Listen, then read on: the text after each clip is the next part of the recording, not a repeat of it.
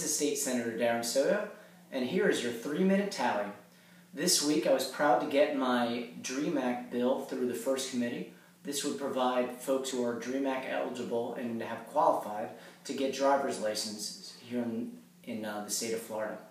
Second, my small business tax incentive bill, it just got a hearing for next week. It would provide that if a large business that has a contract with the state hires a small business, that they would be able to get a tax credit for it.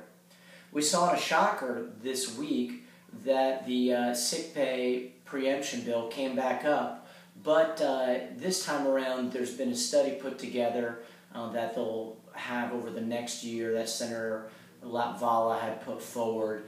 I voted against the bill because I still remain concerned about preemption and preempting the election, but do believe there are certain compromises that may be available.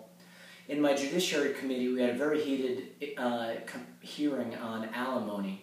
The alimony reform bill would create sort of a chart like the child support chart is, and it would create a regime from 10 years and under would be a short-term marriage, 10 years to 20 years would be a midterm marriage, and 20 years and above would be a long-term marriage, and there would be percentages based upon the number of years. In addition, I've been pursuing a very important water project for the city of Kissimmee in the Judge Farm area. This would allow for a greater amount of water supply as well as water quality for Kissimmee, Buenaventura Lakes, and North Osceola. Stay tuned on this one. We're going to be working throughout session for this.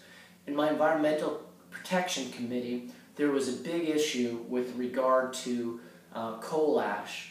Apparently the federal government wants to see about regulating it. We've been storing it for years, but we need to make sure we're storing it right. So that bill got tabled, but I think we'll see it pass ultimately once we get the storage parts correct. We also saw in my Judiciary Committee the drones bill go through its third committee, and it looks like it's primed for the floor. And what it does is essentially stop drones from being used to search your homes, to do crowd control without a warrant, although we did add in many exigent circumstances, like if there's a missing child, if there's a murder, or if there is other circumstances that warrant an emergency.